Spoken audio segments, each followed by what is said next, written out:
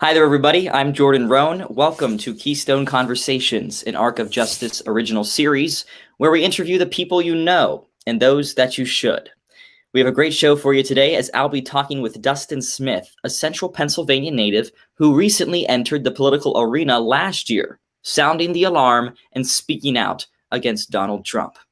Now, Dustin is not a Democrat, he's not a progressive, nor is he a Republican or a conservative. Dustin is an independent voter and an independent thinker, which is why I'm excited to hear his thoughts on current events and on the issues here in Pennsylvania and across the country.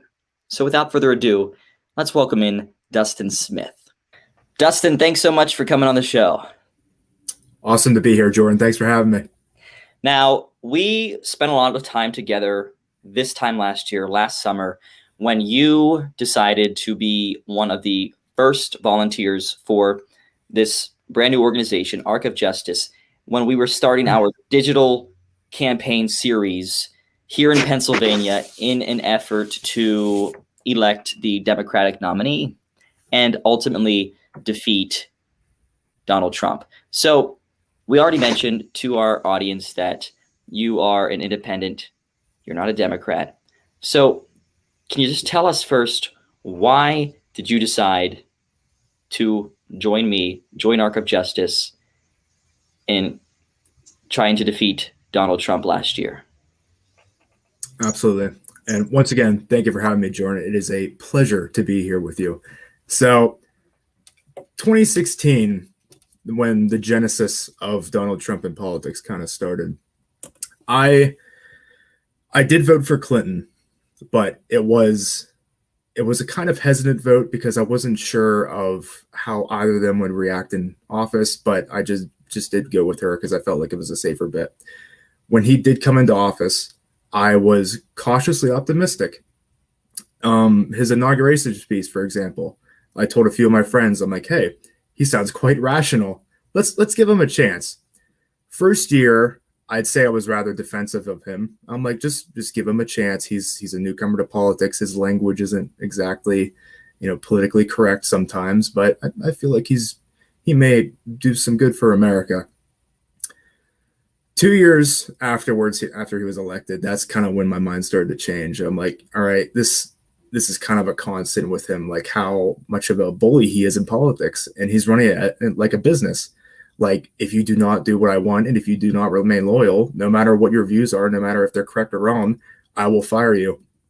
And it was just constantly like just piling on one another with the race riots and like such as the Charleston, and just his attitude towards the world about how everyone should essentially just bow down to me and kiss my ring. It's just it got to the point where I started to realize that I guess people were smarter than me at first, because they did realize as soon as he was elected, like, oh, this is going to be bad.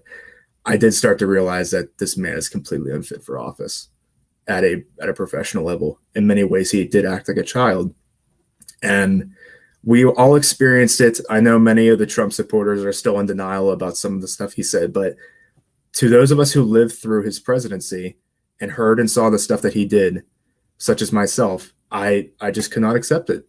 So that started me on a path to looking forward to the 2020 election and thinking, what can I do to help get this guy out of office?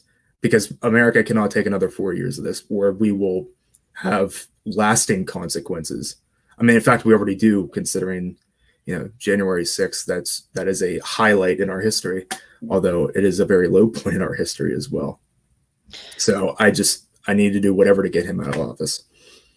So Dustin, just so our audience is aware, can you tell us a little bit about your background, where you're from, and what has your upbringing been in terms of politics? How has your political views kind of evolved over the years? Because we know that you haven't always been, a big outspoken political person, but it was something about 2020 that made you decide, I have to step off of the sidelines and really throw myself into this thing. How have your political views evolved over the years? Absolutely. Well, like you said, just to start off with a little bit about myself, where I come from. I was born and raised here in central Pennsylvania, born in Altoona, Stayed here for, I believe, 4 years. And then we moved down to Tyrone, PA. Stayed there for about, I want to say it was 7 years. And then when I was going into the 8th grade, we moved back to Altoona. In terms of like my family and my like political upbringing, we really never talked about politics. It wasn't a big factor in my family. None of my parents were like overly conservative or liberal. My dad just straight up didn't vote. I mean, that's how little we cared about politics. My mom, she just voted for whoever she saw fit to run in the office. So politics was not a very, it wasn't a very big factor in my upbringing. But come 2016, that's when I started to get a little bit more politically involved. Like I said, at first I was a little bit more politically conscious in defending Trump at first. And then the more and more I saw of him and his activities and his policies and so on and so forth, that's when I started to lean much more left and say, listen, what he's doing right now is not how we need to run this country at all. So on November the 8th, you wrote that the grand experiment of having an outsider as president has failed miserably. So my question for you is, will that also apply post-Trump, or is sort of this no experience thing an automatic disqualifier for you? I don't believe it's an automatic disqualifier because, I mean, you look back to Barack Obama, he was not as a political outsider as Trump, but I mean, in comparison to everyone else that was running at that time, he was relatively unknown. Like when he started running, many people did not know the name Barack Obama. Maybe that he was a senator from somewhere, but no. But no, I would not consider it an automatic like disqualifying factor of someone running as president. What I do consider to be a disqualifying factor for anyone running is that if they were in the entertainment industry, such as Trump, and had a history of just doing pretty scummy things, frankly. And like, I just did not think that he had a single clue about how to run this country in a proper, like, political manner. I know that as soon as he got elected, he may just kind of just steam forwards with whatever he was going to try. And that's why I had a little bit of faith that maybe since he was a political outsider, he could get past some of those attitudes in DC that, oh, you have to follow the rules. And that's why nothing ever gets done in this country. So by him not following those rules, I was somewhat hopeful that, hey, we may actually see meaningful change in this country. Unfortunately, I was right in that he did not follow the rules, but it just led this country in a horrible direction.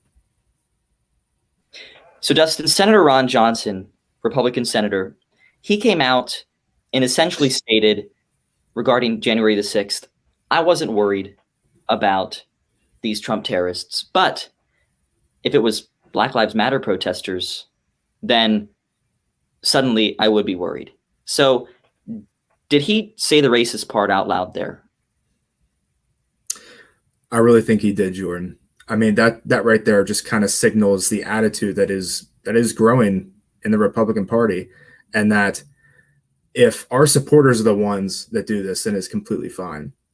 Should the shoe fall on the other foot, though, and more liberal people do what the Trump supporters did on January 6th, then it becomes an issue. And you're right, Dustin. Listen, Ron Johnson said that Trump's Team MAGA, the Trump terrorists, that's what they were, that they love this country. But what we hear from the Republican Party and from those on the right is that Black Lives Matter protesters want to destroy this country. And I think that's completely the opposite. I think, quite frankly, and I'm somebody who did go out and marched at a local Black Lives Matter rally last year. I think that Black Lives Matter, these protesters, these demonstrators, they love this country more than the Trump terrorists do. Because the Trump terrorists, what they want to do is essentially tear democracy apart as we know it. What Black Lives Matter stands for, in my opinion, and you can correct me if I'm wrong, what they are protesting are the injustices in the country today versus on January 6th, what we saw, those individuals wanting to hang Mike Pence. So it's hard for me to wrap my head around the fact that you have people who say that they are Trump supporters, yet they want to hang the vice president. They are assaulting and killing police officers. And somehow, according to the Republican Party, that's okay. What are your thoughts on that? I completely agree, Jordan. There are definitely hypocrites on both sides of the aisle in politics. I'm not going to try and sugarcoat like, oh, the Democratic Party never lies. They never go back on their word. No, that's just politics in general. But I do notice very, very obviously that the Republican Party is a much bigger group of hypocrites. Like you said, for example, they ignored the police warnings to stop, beat up cops, and caused the eventual death, I believe, of one police officer there. But yet, months beforehand, they were screaming, oh, Blue Lives Matter, Blue Lives Matter. You have to follow what the police say all the time. Do not even try and resist, even if you think it's the right thing to do, because, Blue Lives Matter above all else. But then what do those people do? The same people that have been saying Blue Lives Matter, they go storm the Capitol, push the police to the ground. I've seen footage of the one that got crushed in between a door, and the Trump supporters were like squeezing him like inside the door. And then I'm not sure if the details are correct on this, but wasn't it a fire hydrant they beat the one guy with? Not a fire hydrant, fire extinguisher. Yeah, we have reports that bear spray was just unleashed on officers. We know Officer Brian Sicknick, who lost his life there. And there's conflicting reports about his cause of death. But at the end of the day, I don't feel like anything that a medical examiner puts on paper negates the fact that had it not been for the Trump terrorists and for Donald Trump on January 6th, Brian Sicknick would not have died that day. And many other people would not have died that day, because we also saw Trump supporters and the Trump terrorists dying themselves. Because, Dustin, what we saw on January the 6th it wasn't just law enforcement officers who were dying. We also had Trump supporters themselves. Someone fell from the inaugural steps that were being built. We had some of them have heart attacks, cardiac arrests. This was about much more than just law enforcement being assaulted. It affected many, many more people. But for some reason, the right simply wants to forget that this happened. You're absolutely right. And for God's sakes, that woman was shot in the head, I believe, by a Capitol police officer for trying to enter into the debate room when the doors were barricaded, and they were pleading with him, for the love of God, stop doing this.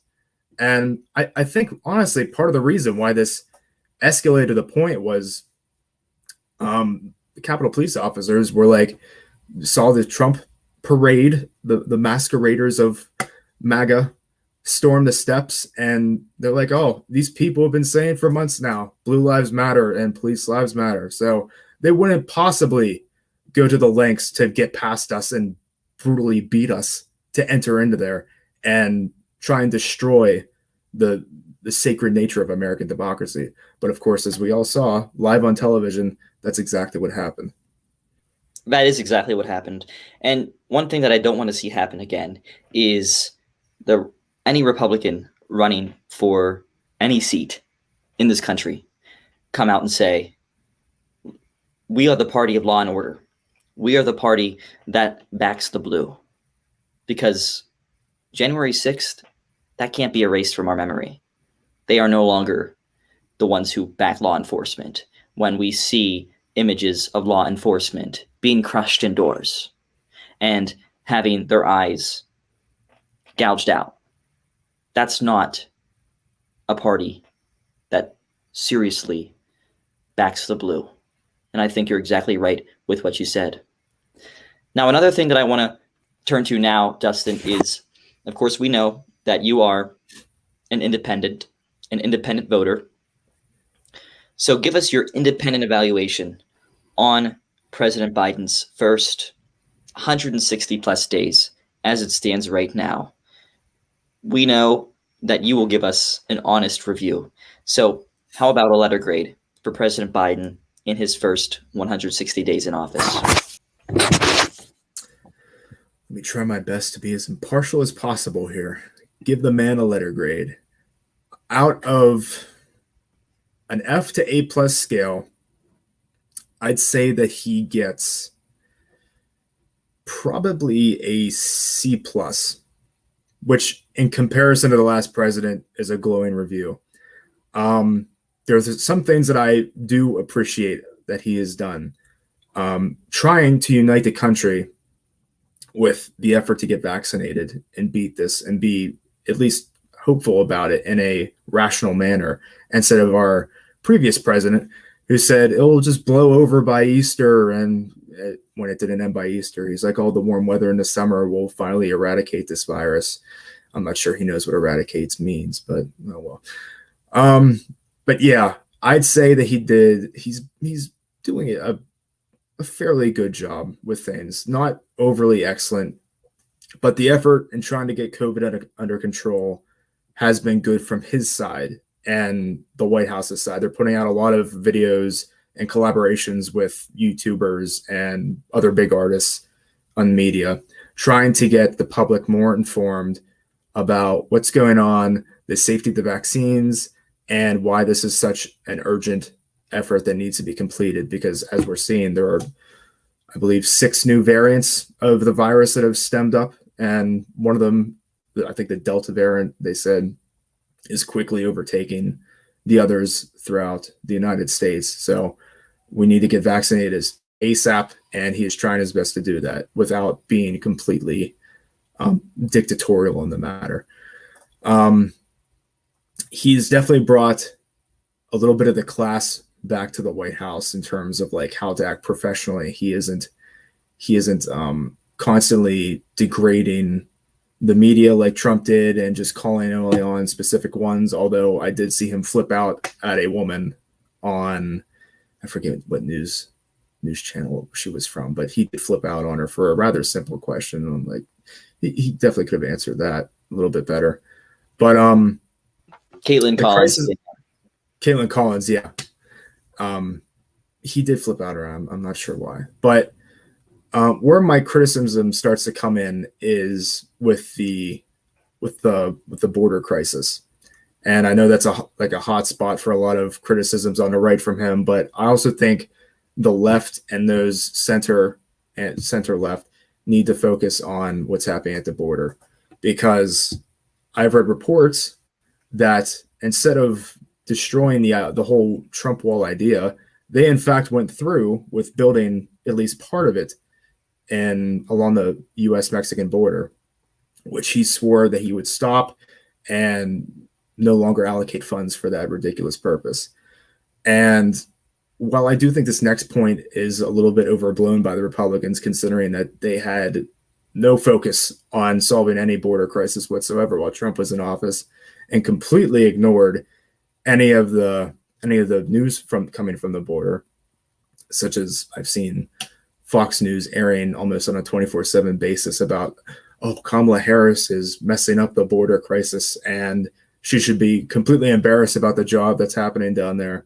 You know, you never heard an ounce of that anger when Trump was in office coming from Fox News. The other networks, yes, but I think more of a focus needs to be put on the border, because this has been an ongoing issue for decades now.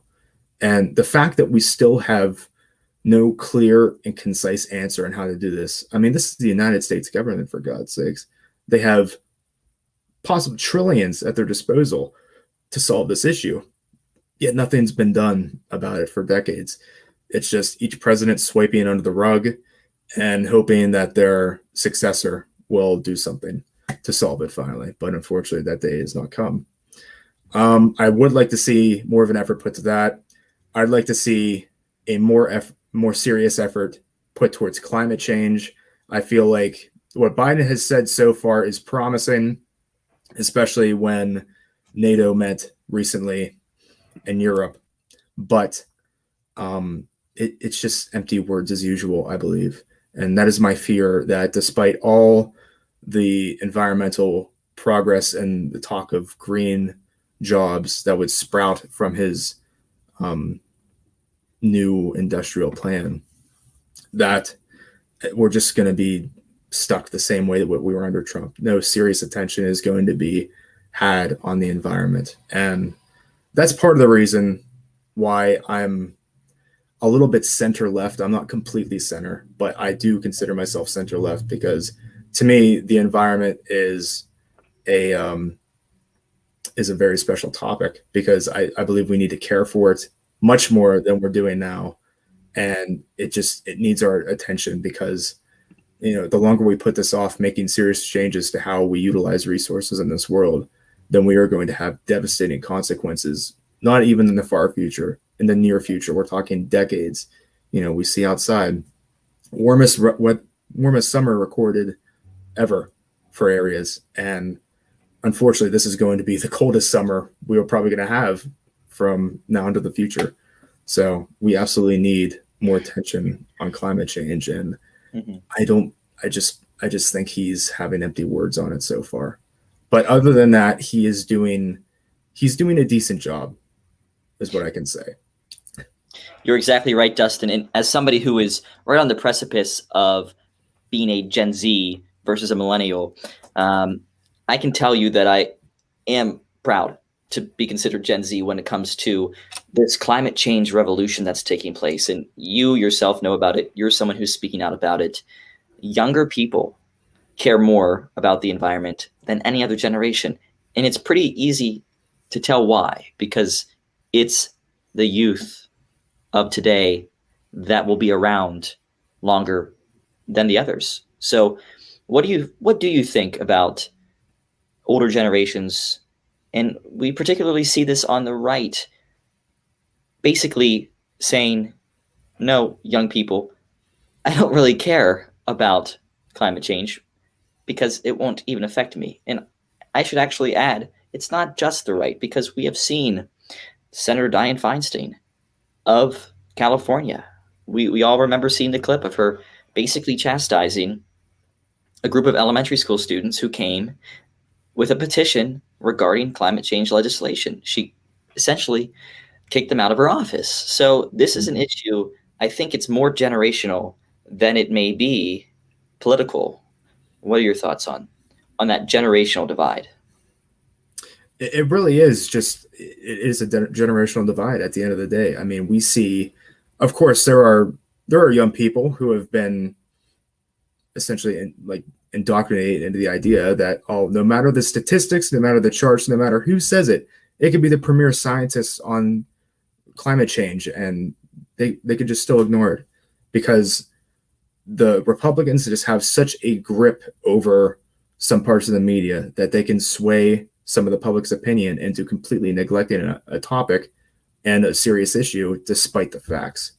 But as you said, it is an issue that both sides have trouble grasping, because Democrats, many of them, they may say, oh, we need to do something about the environment, and act like, oh, we'll push for more effective congressional measures to deal with climate change. But that never materializes, because many of these people, receive money from big oil corporations. So why would they even bother trying to defend the environment if, those that profit them are going to cut off the money they give to them? And it's also just an idea of some of the older Americans out there. They're just, hey, I'll be gone before this gets too serious, so why should I care? But unfortunately, the younger people are starting to realize, as you said, that, hey, this is a serious issue. And unlike in the past, where the environment was still obviously an issue, like 60s, 70s, 80s, 90s, we really didn't feel the effects of that here at home, unless you were in some lower income areas where factories were just spewing toxic waste, and had no regard for the surrounding area, because why should they? They're a poorer populace. But now we're seeing warmer summers. We are seeing, documentaries, TV shows, and movies with large budgets and coming from reputable places, and companies showing that our ice caps are melting at an extreme rate, and that if we do not take action by 2030 is maybe the last we can take action, the last year where we can take serious action, then there's no coming back. And, you know, I and many other younger people want to live a future where we don't have oceans covering up areas like New Orleans or Queens and so on and so forth. And Dustin, obviously our thoughts and our prayers are with the people in Surfside, Florida, who suffered that terrible, terrible tragedy with the condo collapsing. But one of the interesting things that I have heard from some of these experts in the field is that, and we don't know for certain what happened in Surfside. However, we do know that climate change, that these rising seas can cause infrastructure issues to the point where buildings can collapse, where foundations can start to crumble because of climate change. This is a much bigger issue than it just getting hotter outside. Am I right? You're absolutely right, Jordan. I mean, this is an issue bigger than, oh, I'll have to wear extra sunscreen some days. No, this is an issue where if we don't take serious action in the next few years, then some people's homes will be completely gone, and then buildings full of people, as we saw, will start to waste away and eventually crumble with lives lost. And in particular, in these areas with more like sandy terrain and gravel and like earth, not instead of like rocky terrain, they'll be the first to go. So yeah, climate change is not something we can just keep pushing off. And it is a issue that I believe the public must take more seriously. I am glad to see many young people out in crowds, just en masse in front of government areas, demanding more serious action on climate change. But we need the general population as a whole to come together and tell the government that, listen, you guys can keep putting this off as long as you want, but we want a future to have a safe future for our kids and future generations. You may be gone here soon due to old age, but you got to think about your kids, your grandkids. You know, you may have convinced them that nothing's wrong here, but at the end of the day, if we don't do something now, then these future generations will not have an adequate world to live in whatsoever. You're exactly right. And when we think about these folks from older generations, maybe some from younger generations, and we hear this rhetoric that doesn't apply to me, so why should I care at all? But on the contrary, if something were to happen tomorrow and they knew about that could pose a risk to their child or grandchild's life, wouldn't they do something to act? And in my opinion, we're looking at the exact same thing. It may not happen tomorrow, but by the time that grandchild is your age today, their life may end early because of the catastrophic effects that are caused by climate change. Yeah, yes, absolutely. And that kind of ties into just a thought I've been having recently about just thinking about the conservative effort to downplay climate change, is that I feel like Republicans are just obsessed with short-term goals, and they're incapable of looking beyond their own lifetime or within just the next few years. Because just for example, they're almost fetish with just keeping coal and gasoline. I know it's the argument that, oh, it will keep things cheaper and it's American jobs that are at stake here. Well, listen, the fact that we're still relying on a energy source from the 19th century as our main driving energy in this world is just, I just find it laughable. I'm like, why do you not want to find better solutions out there that can clearly exist and need to be funded? But you just, and this is even coming from Republicans who are not like politicians and funded by the oil industries. They are just obsessed, like voters. I have a few people in my family. They're just hardcore, like defenders of the oil industry. And it disgusts me because I know that the oil industry are the ones that have done this. They've put out graphs and such saying that, listen, oil is sustainable, coal is sustainable, and this is the cheapest, most effective energy source in the world, and everything else is completely wrong. And these people just eat that up. But the idea that they cannot look past oil and gasoline and coal for more effective measures just shows how short-sighted Republicans are, and that we just need better energy sources, and they're out there and they can be funded easily, and over time they will become cheaper than oil. And this isn't the first time that the United States has had a major transition from energy sources and like power sources. One I bring up a lot to friends and others that I talk about this with is that, yes, I know that if we transition away from oil, then people will lose their jobs. But guess who else lost their jobs early in the 20th century when automobiles started becoming more common?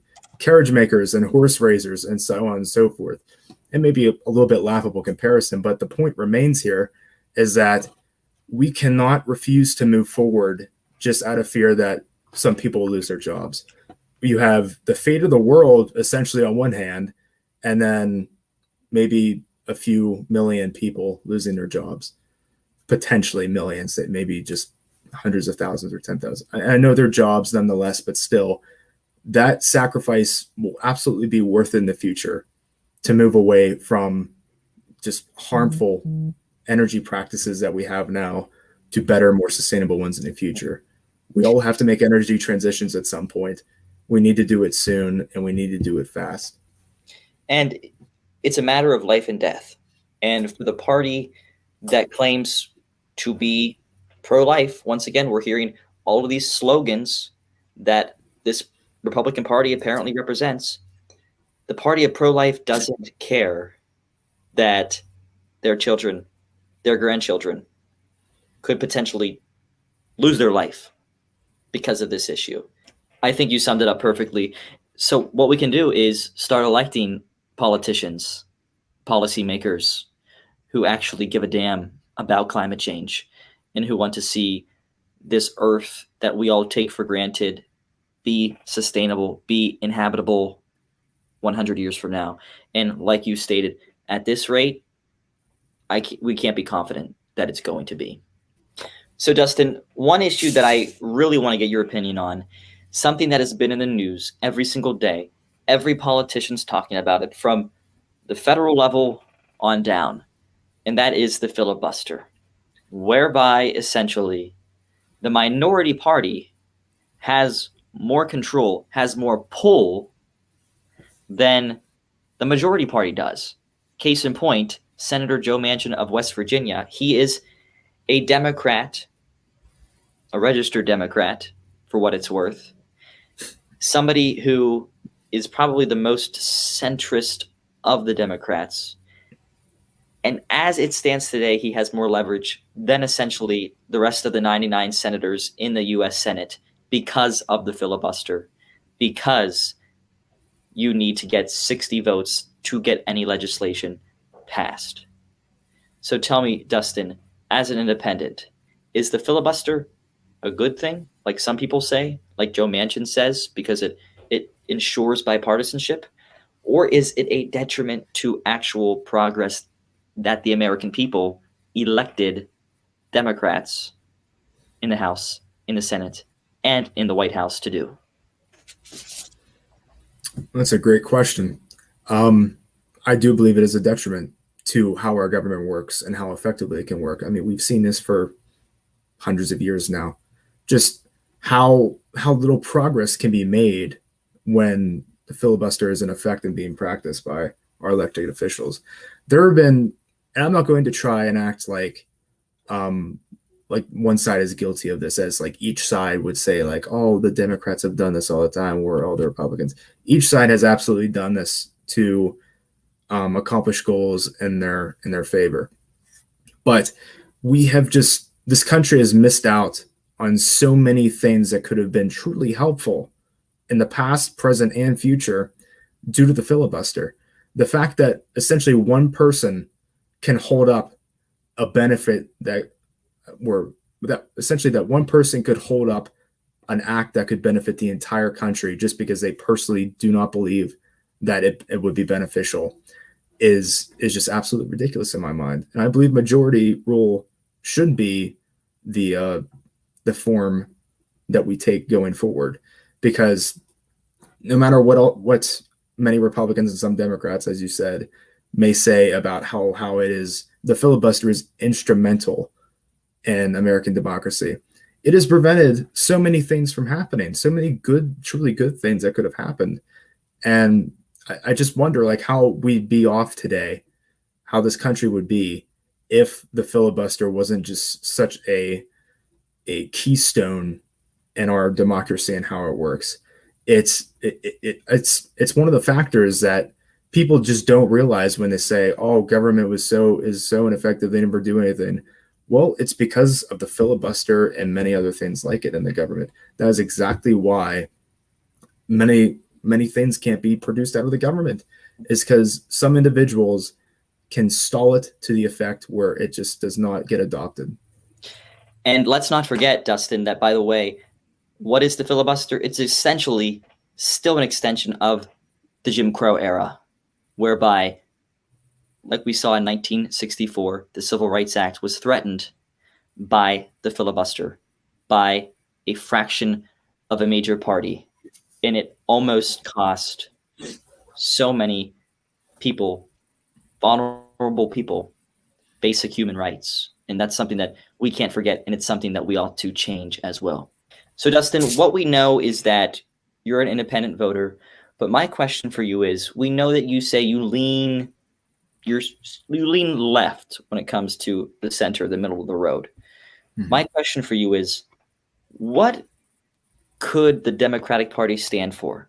What politician could end up getting you to join the Democratic Party? I guess I should just say, why are you still an independent if you do believe that you share a lot of viewpoints and your ideology is essentially more in line with the Democratic Party than it is the Republican Party? Right. There have been a few good Democratic candidates that I have enjoyed over the past few years. Well, when Obama was in president, I really admired that man for his just intellectual prowess, how he carried himself, and the ideas that he had, which were unfortunately axed when it came to Congress because due to the filibuster, many of those good ideas could not come to fruition. This past election, I did admire. I was a big fan of Elizabeth Warren, despite some of the things that have been said about her. I mean, no political candidate is truly unfathomable. Or let me repeat that: no political candidate is like truly all good. There's no squeaky clean political candidate out there. But I did like many of the ideas she had, and just her candid attitude. She was very energetic, and I love that about her. And there are many others out there that I did admire, but the reason why I don't think I could ever like truly identify as, oh, I'm a Democrat or a Republican, is just because I like to be open to ideas from each side of the aisle. And while many of them are now coming from the Democratic Party that has at least some grounding in reality as opposed to the Republicans, just some ideas more than others from each side, I just find just a little bit off and just not realistic. And that's why I find myself just split fairly evenly down the middle. Like you said, I'm a little bit to the left. But I just think remaining independent and not ascribing to one party and all their viewpoints I believe it's a good idea. And that while you may identify as a Democrat, I don't believe it's a good idea to just go along with everything they say for the sake of the party, or the vice versa with Republicans. I don't think it's good to be a Republican and follow along with everything they have to say. I think being an independent allows you to have an open mind without being too biased to each side, and just really see the world for what it is instead of in blue or red light. It's a good idea just to be, like I said, open-minded and to have a non-biased view on what's going on and come up with solutions that could benefit both sides. So, Dustin, you live in central Pennsylvania, represented by nearly all Republicans, including Republicans who wanted to cancel your vote on January 6th, and simply because Donald Trump did not win the Commonwealth of Pennsylvania. So, is there any hope out there in central Pennsylvania in your mind when it comes to being represented by people with integrity? That's a tough one. I mean, to answer your question of like, how does it feel to be in such a ruby red area as central PA? It's honestly quite embarrassing at times, to be frank. Just the amount of, and of course it's pickup trucks with the, just like F Joe Biden stickers, or Trump is still my president, Trump 2024. I mean, they're getting pretty damn creative with the stickers they're coming out with now, and the flags. Oh my God. Just traveling down the road. Like, I'm an avid hiker. I love going out into the middle of some woods or state parks and hiking. Unfortunately, on the way there, I am subject a lot of the times to those same flags, the Trump 2024 ones, and, Biden can go die ones I've seen a couple of times, which I'm like, wow, that's all right. I'm sure that's a crime. But then just Confederate flags flying right alongside it. And I'm like, you guys are really showing your true character about how you love supporting losers. So just keep that up. In terms of can I expect, do you mean like how, do I ever think that a Democratic candidate could win over central PA? So 1930s is the last time that a Democratic candidate for president won Blair County. The last time Blair County's ever been blue on an electoral map. What we see some hope from the Democratic Party in southeastern Pennsylvania. We have Cumberland County, not all that far away from where you are, and it's starting to become more blue. You have the York area, the Harrisburg, Dauphin County area. There is some progress taking place down there. Is that something that you feel could ever venture your way because of the change in generations and the older, more conservative folks, of course, passing away, and the younger climate change activists really starting to become voters? That's a future I would love, but unfortunately, I don't think it's going to happen here, because many of those same older generations, the staunch conservatives, like, nothing needs to change. This America is perfect as it is, and we should worship every aspect of our past and not criticize it whatsoever. Those same people have passed down that doctrine to their kids, and I've seen a many like 20 to 30-year-olds and around that age just act in the same manner, just staunch conservatives, and they want nothing to do with liberal politics whatsoever. So I do not realistically see Democrats ever breaking into central PA, because this year would have been a perfect one. We had a president in Trump that had screwed everything over royally in the past year alone, with just the massive mishandling of COVID, which I'm sure we'll get to later. And you had the Democrats come out with a fairly centrist candidate in Joe Biden that wasn't too radical on the liberal ideas, but of course the conservatives made him out to be a socialist and communist, which socialist and Joe Biden go together like apple pie and ketchup. So it's just, what I'm trying to say is this year was probably the best chance we've had for a Democratic candidate breaking into central PA with not too many liberal ideas. He was pretty centrist, kind of an everyman, I guess, politically. But we've seen just how conservative and dug into the trenches that these voters are, these conservative voters are. So I don't think it's going to be the near future where that changes, but, it's up in the air in terms of the farther future, should that ever change. So you are a history buff.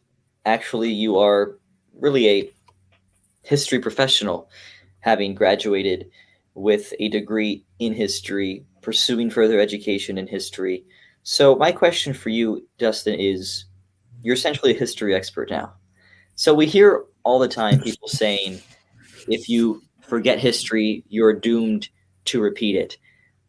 Do you see anything that's happening in the world today, in the United States, that could have been avoided if we just paid more attention to our past? Many things. It's taken me it's taken a lot of brain energy just to come up with one specific example, but yeah, there are many events that have happened within these past 4 years that the American populace, needed to take a look back to less than 100 years ago and say, that's maybe not a good idea. First one that came to mind when you said that was Trump and conservatives labeling everyone that disagrees with them, as we're on the opposite aisle, as socialists, traitors, communists, just China sympathizers, so on and so forth. Anyone that doesn't agree with them is an enemy, and that harkens back to Joseph McCarthy in the 1950s, labeling his political enemies and those that disagree with him as communists, and we saw how damaging that could be. The second Red Scare that happened in this country, the first one was during World War I. We just saw how devastating that was to people's political careers and their personal lives. I mean, people's lives were destroyed by that. And now we see that today, although it's not as effective today as him labeling everyone's communist. Only fellow Republicans and conservatives ascribe to that idea and notion that these people are actual enemies of the state and communists in hiding. But it's nonetheless similar in how Republicans are acting to everyone on the opposite side of the aisle and those in their own party. I remember Trump recently, I think he labeled Murkowski from Alaska as a socialist or something to that effect. And he's supporting her opponent in Alaska rather than, rallying behind her, a Republican.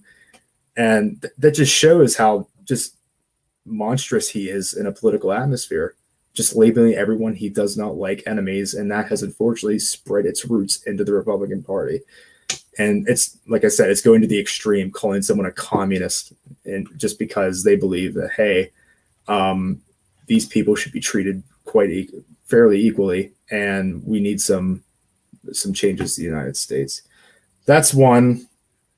And of course, everything that occurred in terms of the race riots during Trump's presidency and the actions of police officers such as Derek Chauvin, that just harkens back to post-Civil War America, with the Klan running amok and, just African Americans just being looked down upon as still lesser beings, even though they had just gained their freedom and were considered citizens of the United States.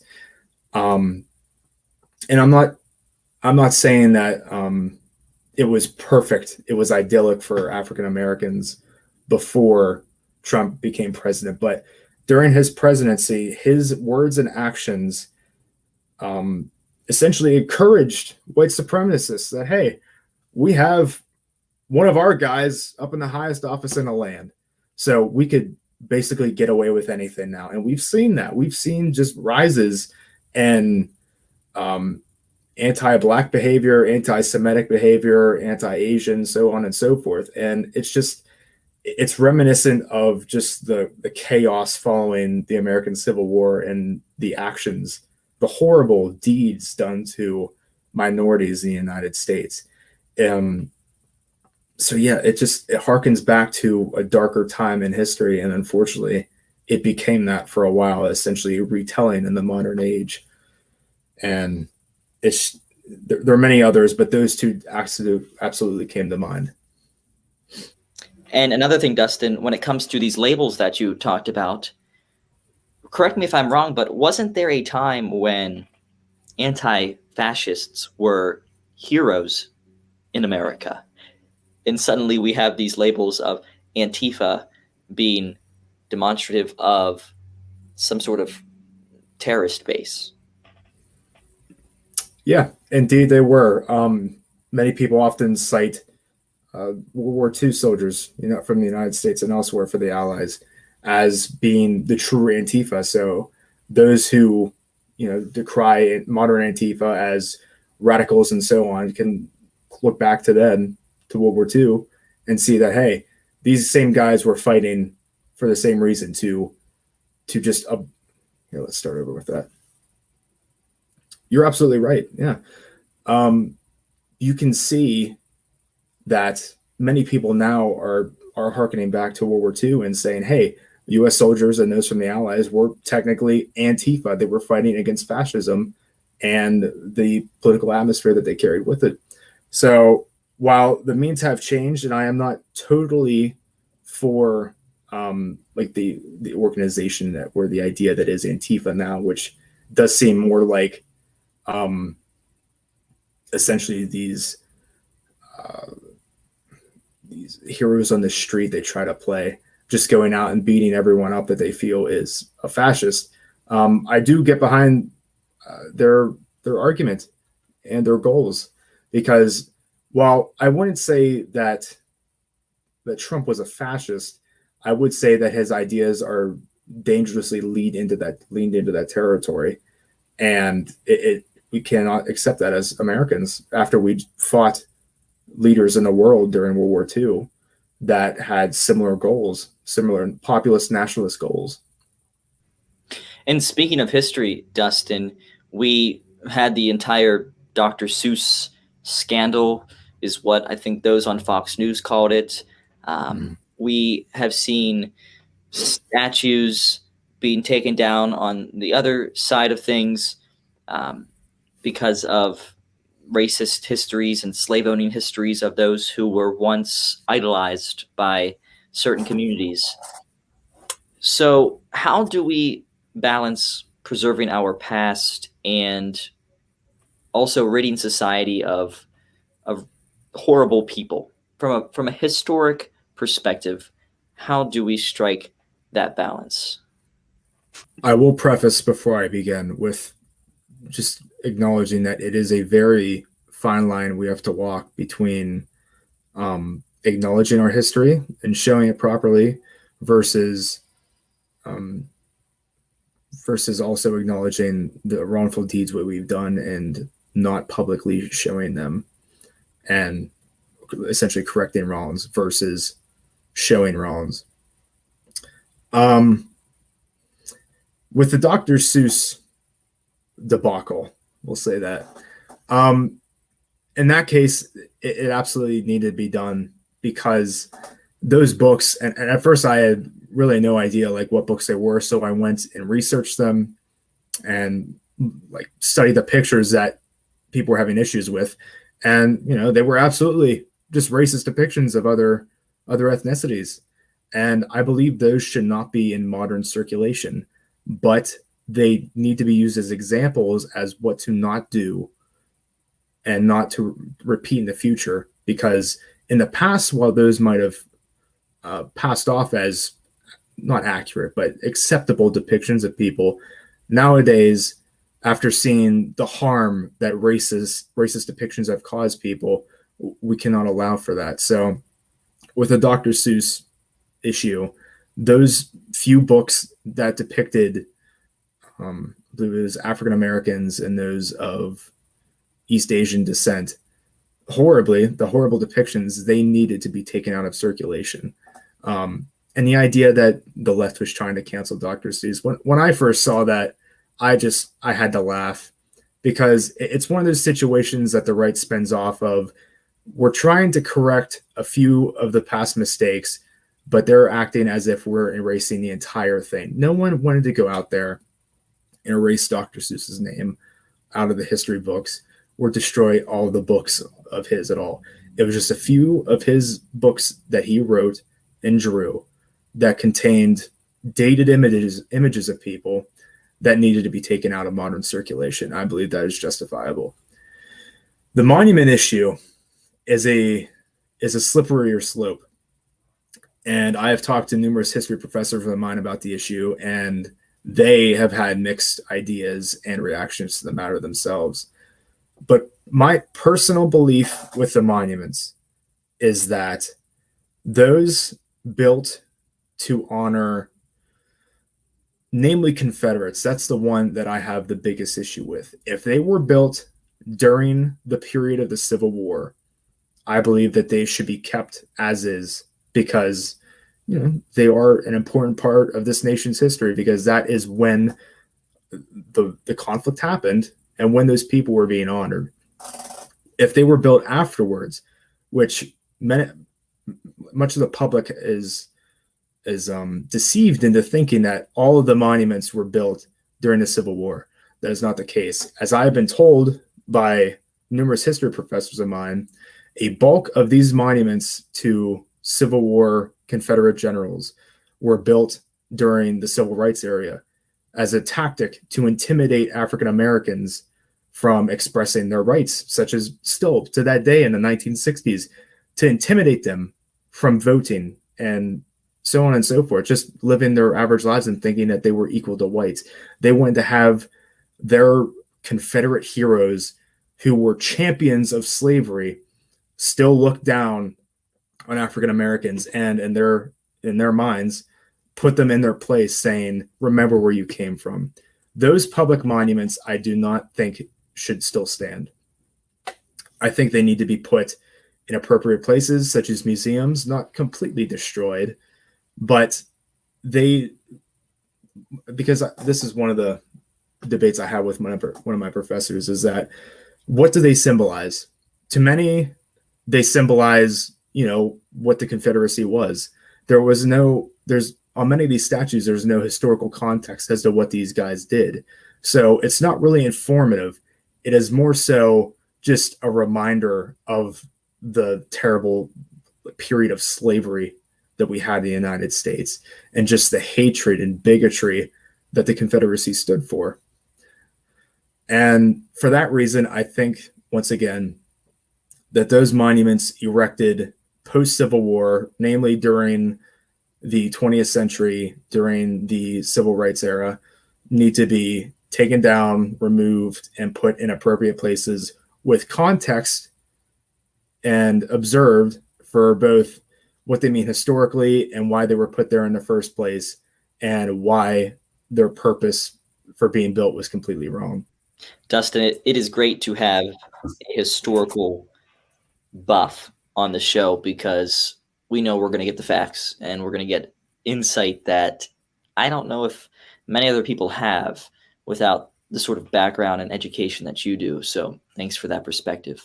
So Dustin, another topic that has really been in the news a lot lately, and it's not just politicians talking about this, but it's also ordinary Americans.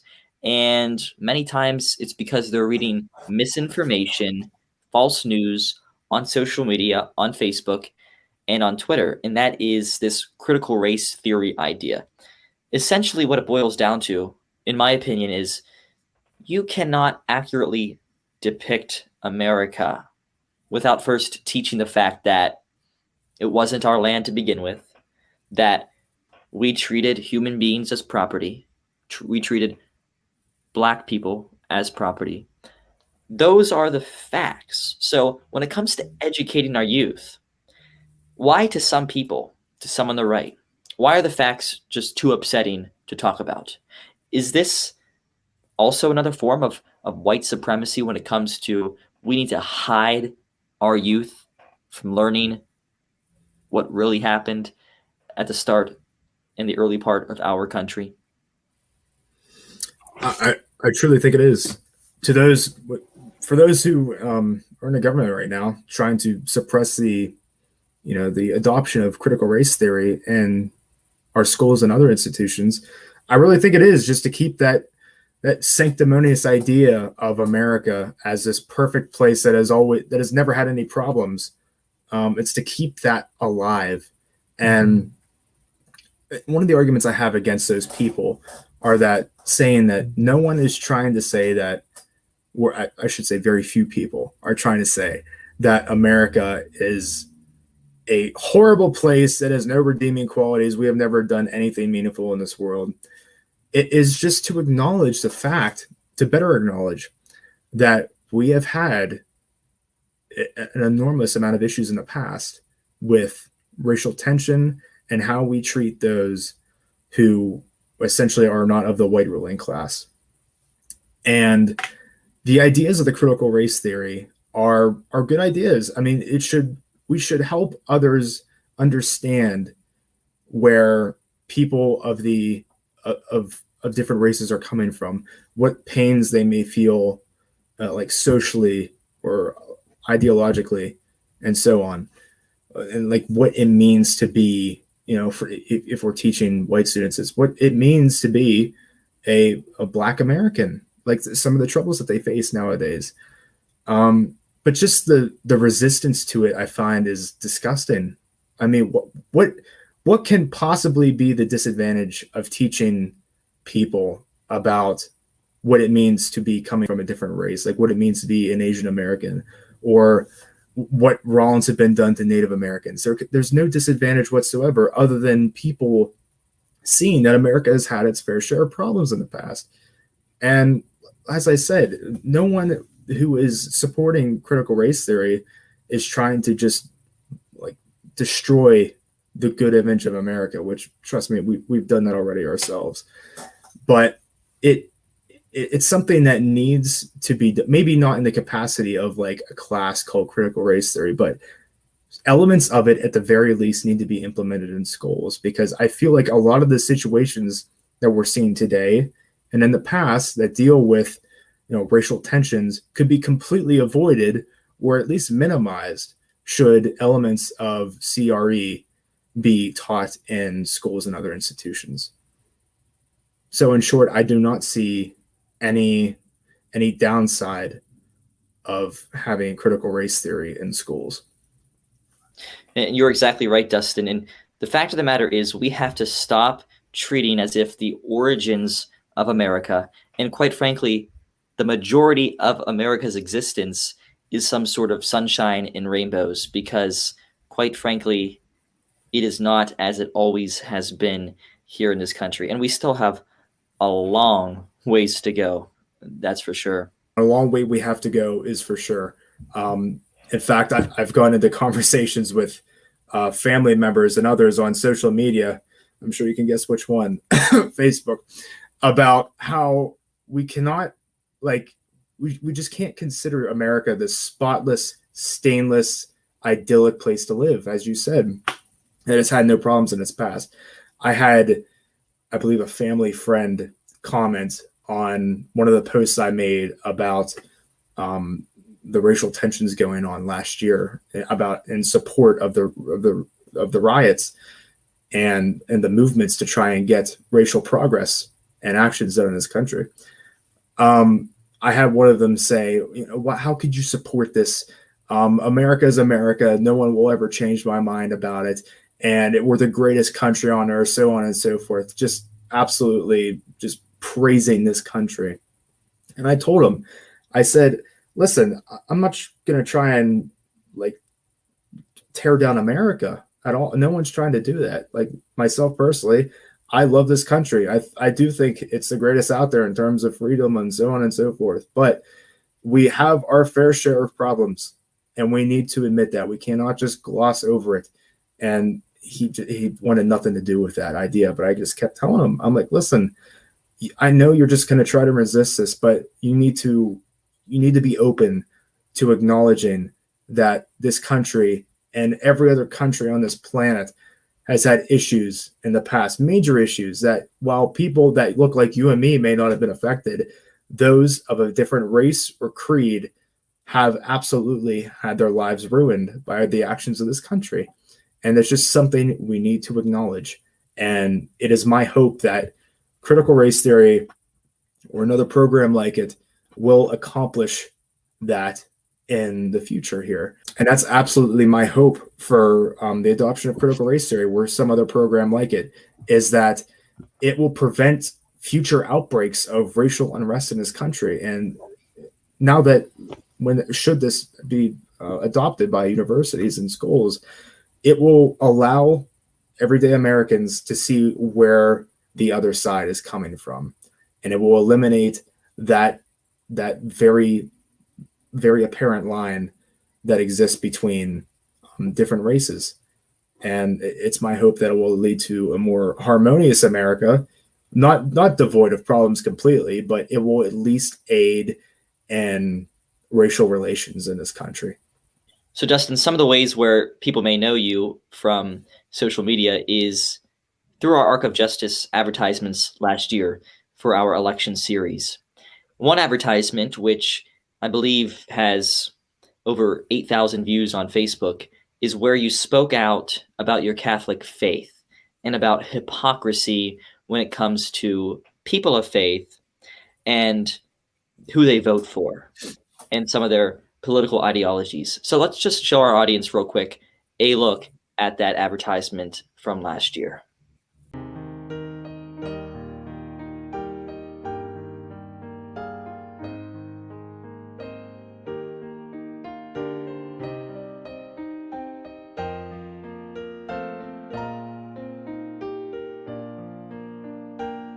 I'm not a Republican or a Democrat. I'm a Christian, born and raised, and I'm voting for my values this fall, not for Donald Trump. Even the Pope agrees. Treating our brothers and sisters differently because of where they're from or what they look like doesn't make you a Christian.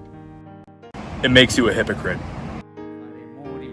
A person who thinks only about building walls and not building bridges is not Christian.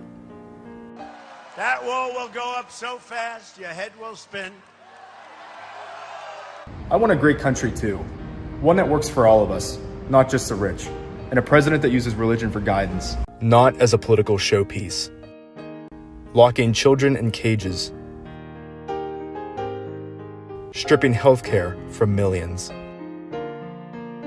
We have to ask ourselves, is this what Christ would want?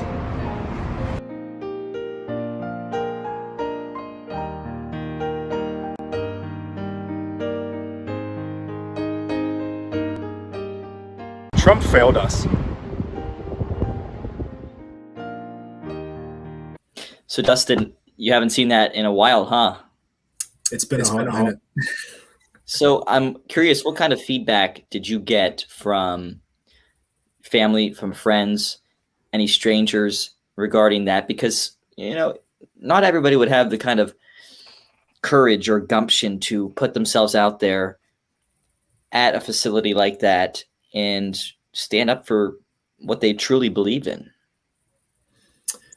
Right. Well, I did get a few reactions from family, not so much as people on the street or whatnot, but from friends and family saying that you did make some excellent points, Dustin, and that it was absolutely right to call out Republicans for being hypocrites, essentially for, preaching about saving the children, but yet supporting a candidate who couldn't care less about the children at the border and so on and so forth. But then I also had people argue against me and say, well, Joe Biden's not a real Catholic because, he supports abortion and all that stuff. But I'm like, I'd be willing to wager that a majority of Christians and Catholics either don't have a say on the issue, believe that it should be the government's right to tell a woman what she should do with her body, or in fact, like myself, support a woman's right to an abortion. So I overall, I did get very positive reactions, but there were a few that questioned, how could you support Joe Biden? And I gave the proper response that the things that him and the church don't align together with are understandable. And in fact, I support that right to choose over the church.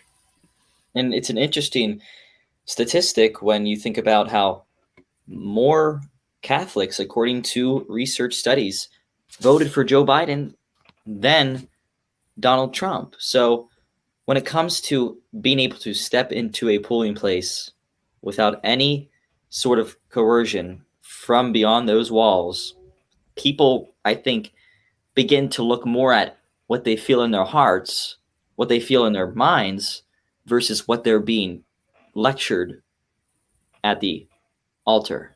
Do you find that to be true? I absolutely do. Yep, that's very well said. So when it comes to this whole argument that's taking place right now among people of faith, among the Catholic community, when it comes to certain far-right bishops in the church wanting to ban Joe Biden, wanting to ban people like you, people like myself, people who are pro-choice from receiving communion at Mass. What is your message to those bishops? Why should you be allowed to continue receiving communion even though you're pro-choice? Well, if I were to say one thing to those bishops, it would be to stay out of politics.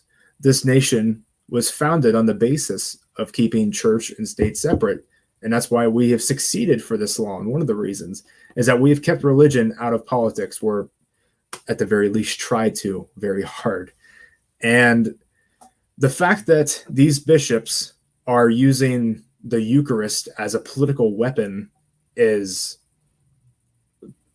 part laughable and part rather dangerous, because it can show how a organization that is supposed to be completely separate from the dealings and world of politics can suddenly enter into it and threaten a sitting president with action on their personal faith should they not comply with the church's demands.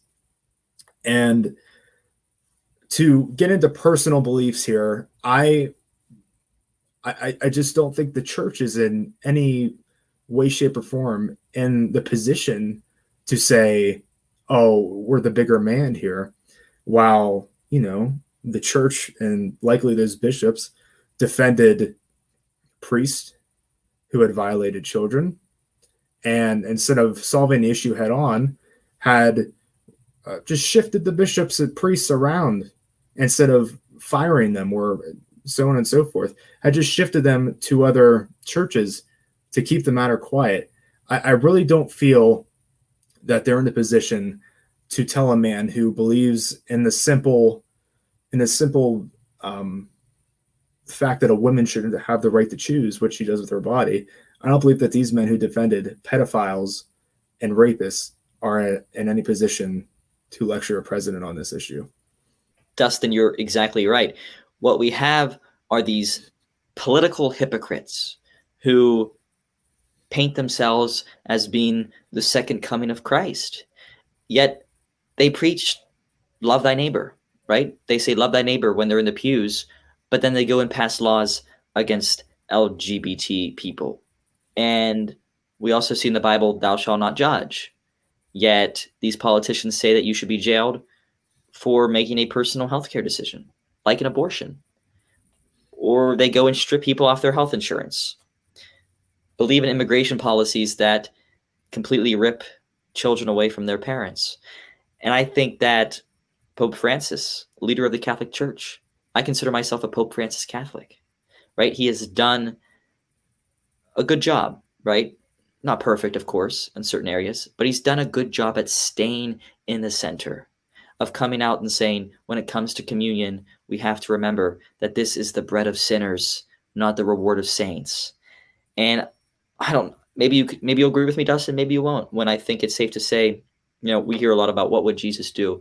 Well, what would Jesus be? And I certainly think that Jesus wouldn't be a Republican in today's political climate. What do you say about that? You hit the nail on the head there. I mean, you have one party who likes to identify themselves as the party of evangelicals and other Christians, saying that, we're supposed to follow the Bible, yet at the same time, like you said, love thy neighbor is thrown out the window when it comes to migrant families, or do not judge except when it comes to those who have other life choices than us, such as members of the LGBTQ plus community or other races or so on and so forth. It's just, and then you have the part on another party, the Democrats, who are nowhere near as boisterous and chest pounding with their, oh, we're the party of God. But I mean, some of them, such as Joe Biden, do identify his faith as like a benefit, but they are much more in line with the teachings of the Bible in terms of accepting others, inviting others into your home, aka like inviting the migrants into the United States, and so on and so forth. Just living a much more humble and welcoming lifestyle. And I think that's a part of the Bible that many people tend to ignore in favor of being suspicious and more judgmental towards others that you do not like or align with. And I think that's unfortunately what the Republican Party has become, is that we're Christians and the party of God so long as you identify along with us. So yeah, it is quite a situation here with the bishops threatening to deny a sitting president communion. And one of the reactions that I thought was pretty humorous to all this is that, okay, well, if you bishops want to start getting involved with U.S. politics, how about we start taxing the church, and maybe then they'll shut up. And that leads me to my next question, which is, and it's not so much the Catholic Church, but some of these new branches of religion that are starting to pop up. I like to call it the rich off Jesus business model that's becoming more and more popular. You see Joel Osteen, see Pat Robertson, Jerry Falwell. Hundreds of places in these small towns are starting to pop up with these rich off Jesus scams, you could call it. Other people would see it differently, but we have these tax exempt businesses where the leaders, not to mention, have gotten millions of dollars in COVID relief loans, and then you catch them jetting off in a new private jet or a yacht, taking luxury vacations. Inside Edition has caught some of these rich off Jesus pastors doing just that. Do you think that is a real thing, this rich off Jesus lifestyle that's starting to become more and more popular? And is there any hypocrisy in that? Oh, absolutely. And it is just filled to the brim with hypocrisy. These just, I like to call them just subhuman filth that prey upon the most vulnerable in society. And like many like undereducated people that just fall for this, they love preying on those people and, preaching the good doctrine of being a humble individual and a follower of the church and so on and so forth and that anyone that does not follow the teachings of not even God at this point, it's essentially the teachings of themselves, they will be like cast into hell and set aflame with the fires of Satan. It's laughable, and it's almost comically absurd with just how over the top these people are. But it's also it's horrendous how wealthy they're getting off of these things. Like you said, they many of them got government funding and checks during the pandemic. I forget who it was. I want to say it was Osteen. He bought, I think, a couple new cars with his checks. And it's a very disgusting lifestyle to live. And it's definitely not a modern invention, these people. They're not original. They don't have an ounce of creativity in their minds, so there's no way they could have thought this up on their own. This has been in existence pretty much since the church began, but now that we have mass media and like the ability to cover something 24/7 and project it to billions of people, this is how these guys have finally found the perfect formula for scamming these people. And the fact that not just the Catholic Church, but just like the Christian churches in general are just, sit back and say, all right, we're fine with this. We're fine with these people scamming millions across the world and, doing with what the money is they please, sometimes most likely deplorable things with the money. We're fine with these people as long as they keep preaching stuff that kind of falls in line within, what the Bible says. But as we've been saying, as soon as you have an independent thought that, hey, a woman should have the right to choose what she does with her body, and neither the church nor the state should be able to intervene on that matter. As soon as you have an independent thought like that, their support goes out the window for you, and you're going to be targeted now, apparently. And let's not forget, when it comes to someone like Joel Osteen, he was the same guy who decided to keep his church doors closed during a hurricane, a natural disaster, when, of all times, a church is supposed to be there for the parishioners. A shepherd is supposed to come to be with his flock. And he decided that he was going to keep everyone out when he could have made a major impact. And once again, when it comes down to it, are they really praying with people, as in P-R-A-Y, or are they praying P-R-E-Y? And I think when you look at these Rich Off Jesus campaigns, you're getting the latter more so than you are the former. And it's a true shame, and it's really making a mockery of religion as we know it. So Dustin, you yourself have been pretty open about the fact that you have veered away from your faith over the years.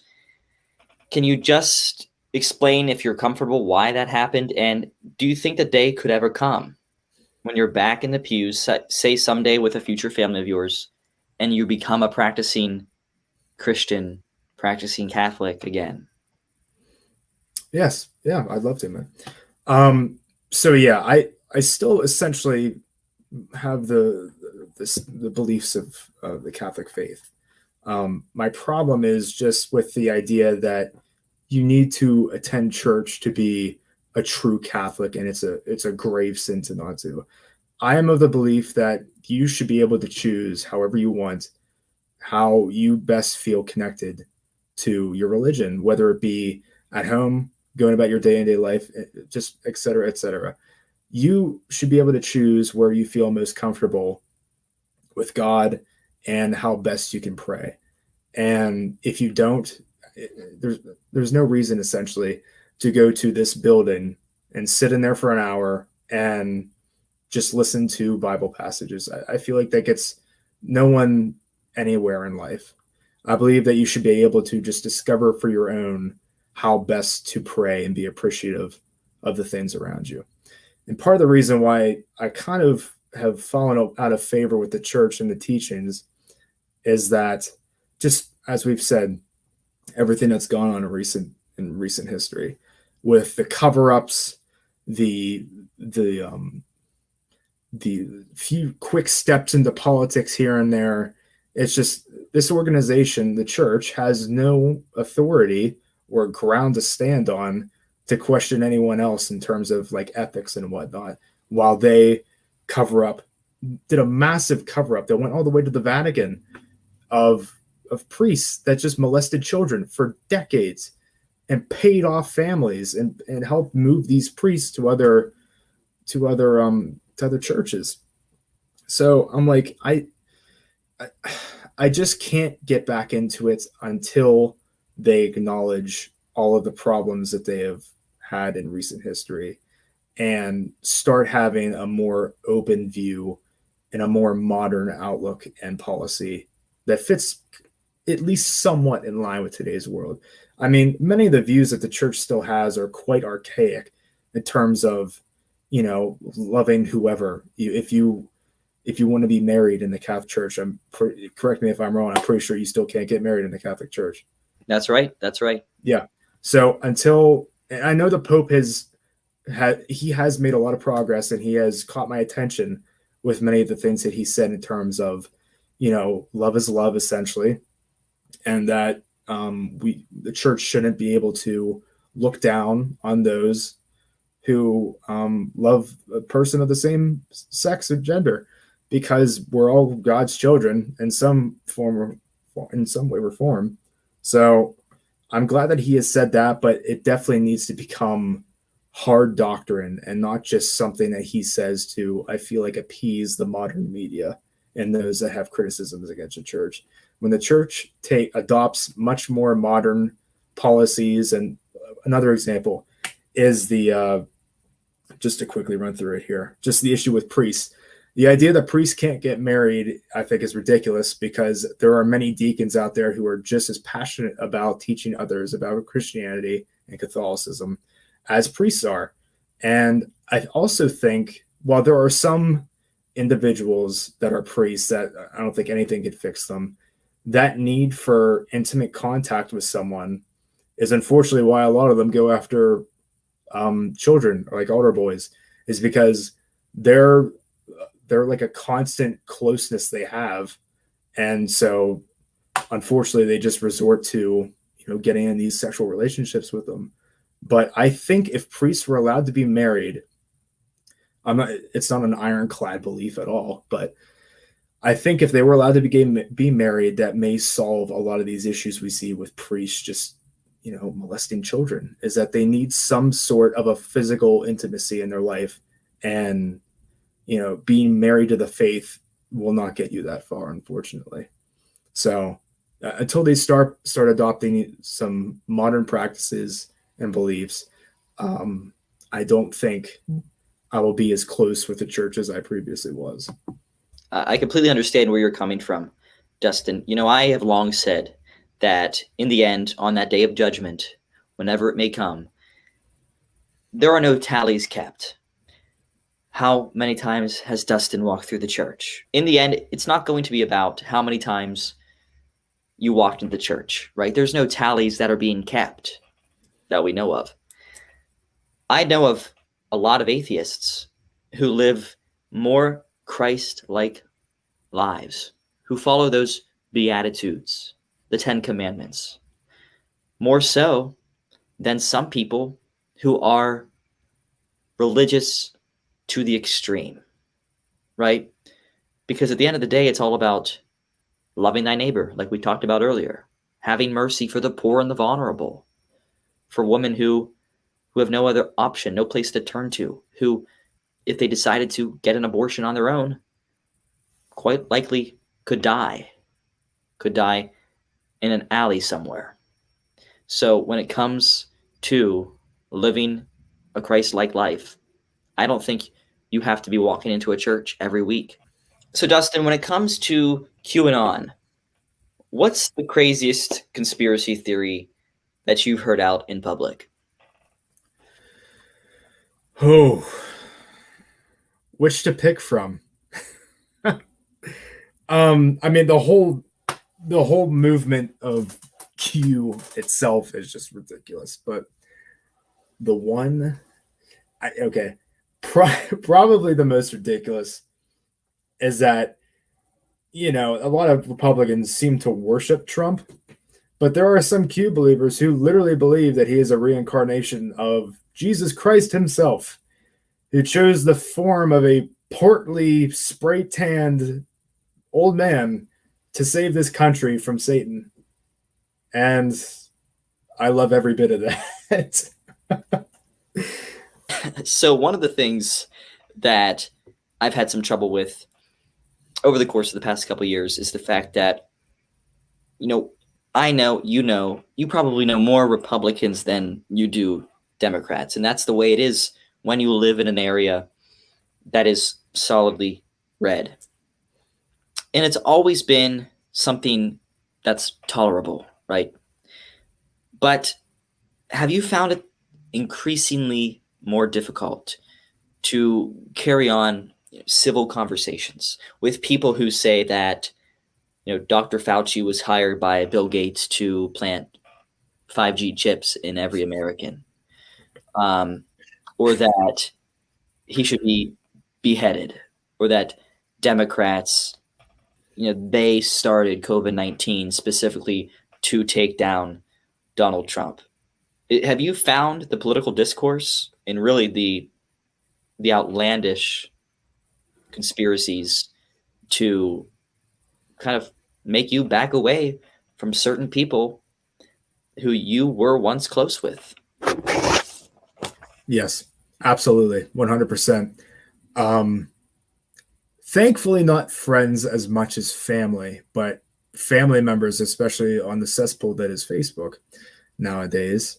Yeah, I have had family members that seem to live, and that's the joke that I have with my other family members that are much more grounded in reality, is that they seem to live in some alternate world where they listen to none of the news because they're convinced that every single news story is a doctored piece made by the Democrats to slander Trump. It could be something that isn't even political whatsoever, and they will deny it because it came from a certain news source or channel. But yeah, I've absolutely had relationships kind of rattled with family members, and I've gotten into many arguments with them about how just asinine their beliefs are. Like with QAnon, for example, it's just the fact that some of them have shared posts that are clearly based on the QAnon movement have just made me want to cut off all ties with them. There's no arguing with them because they have an answer for everything. And as soon as you could be another Trump supporter or a Republican and have one criticism of Trump, these people, and it's one of the reasons why I just cannot stand them, they think that Trump can do no wrong. There is always an argument for something that he did that it is either a manufactured plot by the Democrats or that it wasn't that bad and he's doing it for the greater good. It's just they live in this twisted reality where it's literally the universe versus Trump, and Trump is all good in this world. And just going back to QAnon for a minute, I watched a documentary on HBO Max. It is I forget the title, but you just look up, if you have the app with the service HBO Max, just look up QAnon and you'll find it immediately. It is this mini series dedicated to finding out who QAnon really is. And the conclusion that they came up at the end of the series was that it is essentially some guy and his dad that have made business ventures and have lived in Japan and so on and so forth. They're essentially just typing these up on 4chan and 8chan, and they're essentially just misleading this entire gullible group of people into thinking that this guy and his dad are actually someone in the United States government and that they have intel that shows that Trump is trying to save the world from reptilians and the evil Democrats who want to reincarnate Satan on this world. But just the fact that this QAnon movement has been created likely by this guy and his dad that have absolutely nothing to do with politics whatsoever. And they've essentially been leading this entire group of people on this train ride into insanity is just a perfect fit for what the Republican Party has become at this point. They believe in any conspiracy as long as it's pro-Trump. And no matter how nuts in the head it is, they will follow it to the end. So, and even when this was revealed, it's not like concrete that it is this guy and his dad, but from all the evidence of this miniseries, which the guy that directed it went to some length. I mean, he interviewed and stayed with this guy and his dad. He's like, after years of investigating this, I can come to the conclusion that QAnon is likely this guy and his dad scamming these people just for chaos. They're not gaining anything out of it. They're just winding these psychos up and watching them just rattle around all over the desk. It baffles me how anyone in this day and age can fall for that magnificent of a scam without any evidence as to who these people are. But yeah, if anyone, that's why I just wanted to cut ties with my family. The fact that you quoted something from that movement or put credence into it being real is it makes me want to disassociate myself from you. That's a shame. And like I said, there have been a couple family members, which wasn't a total loss, but it was nonetheless interesting seeing their viewpoint. And you're right. In some families, there have been divorces. Children have been split apart from the home that they used to know because of QAnon, because of this. It really is an epidemic that has infected so many people. And you have to stop and wonder, are they too far gone? Is there any hope of redeeming somebody who has gone down that dark of a rabbit hole. And I don't know the answer to that. And it's quite scary to even have to think that way. Unfortunately, I do think the answer is no. I mean, the lengths that these people are willing to go to believe this, I hate to quote our great Joe Biden here, but this malarkey is is just insane. I mean, these people are the same ones that, like to scream out that we only believe in the truth, but then they go out and fall for like a scam. It literally is a scam. There's no other word. A scam such as QAnon. Just these proponents of truth and real media believing in ridiculous claims like QAnon. It just there's no faith in them anymore. They cannot be brought back to reality.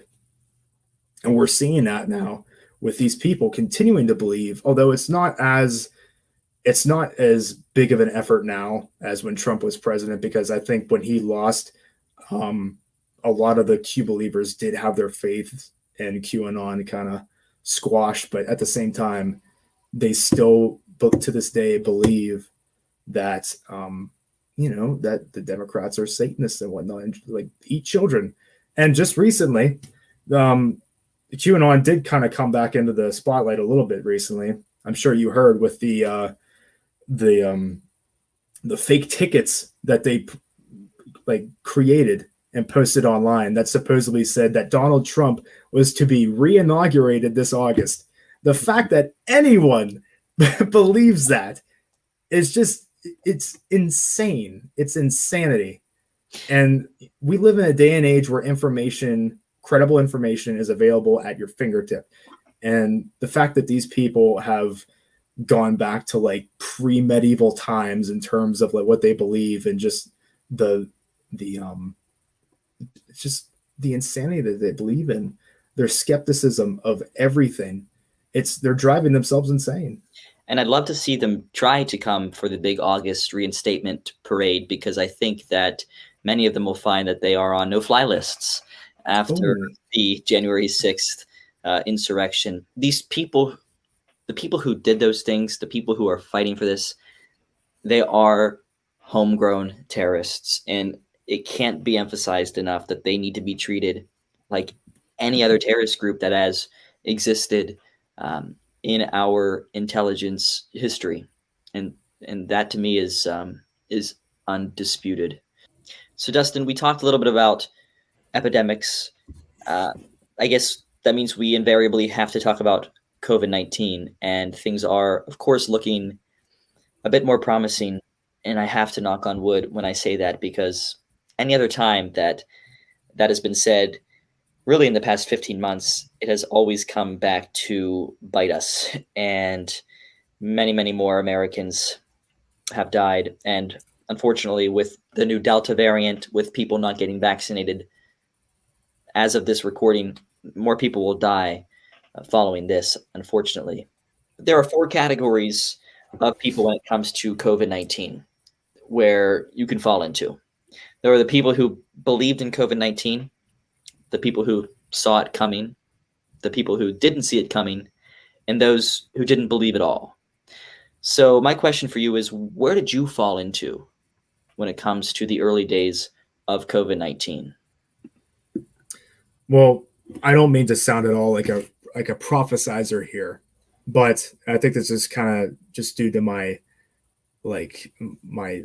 inner ability to just overblow things in life sometimes. But it was via Twitter, amazingly enough, that I first heard about it back in January of 2020. And I remember exactly where I was. I was sitting in my library at my college campus, just scrolling through Twitter news, and I saw something about some unknown disease cropping up in China that has symptoms much like pneumonia, but is much deadlier.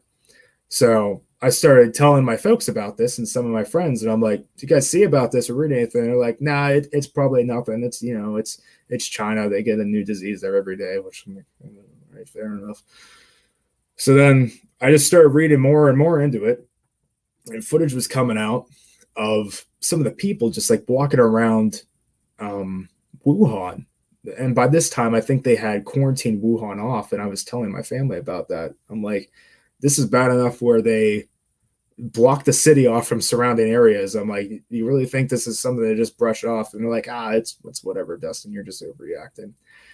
But then footage was coming out of these people, like just kind of not like walking around exactly like zombies, but just like crawling on the streets, just collapsing in the middle of the road from just exhaustion.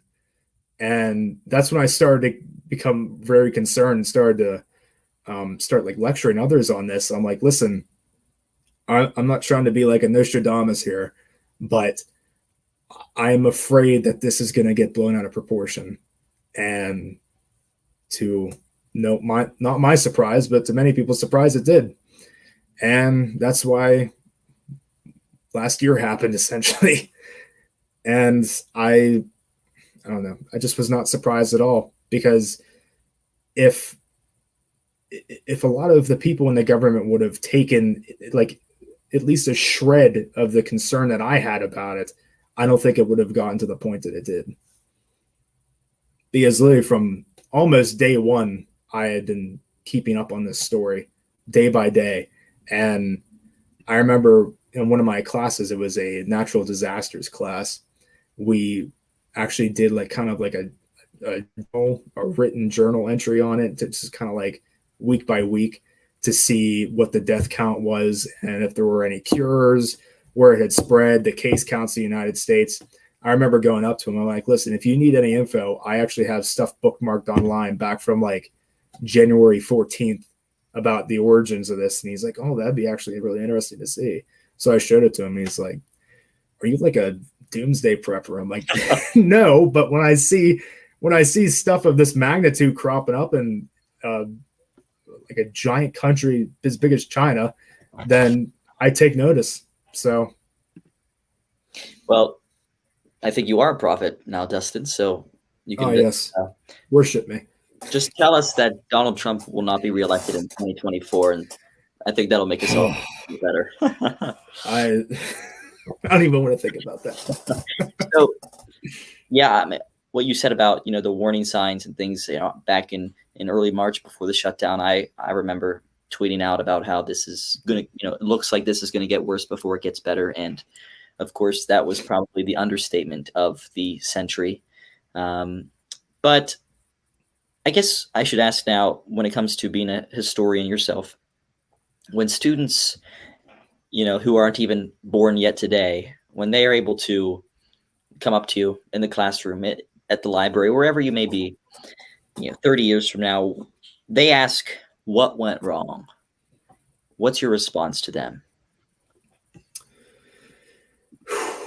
Well, there's really no one thing that I could point to being wrong, other than possibly just the world's governments not taking this as seriously as they should have. In my opinion, who the World Health Organization failed miserably in its job to contain it. I mean, for God's sakes, it's literally called the World Health Organization. You would think that they would have a much better grasp on how to effectively warn each of the world's governments on this impending, like almost doomsday-like virus that we had for a little bit. But they failed. And then once it got past their oversight, each nation's government, I believe, failed because, well, I shouldn't say each nation. Some, such as Germany, Australia, and New Zealand, took a much better approach to controlling the virus once it hit.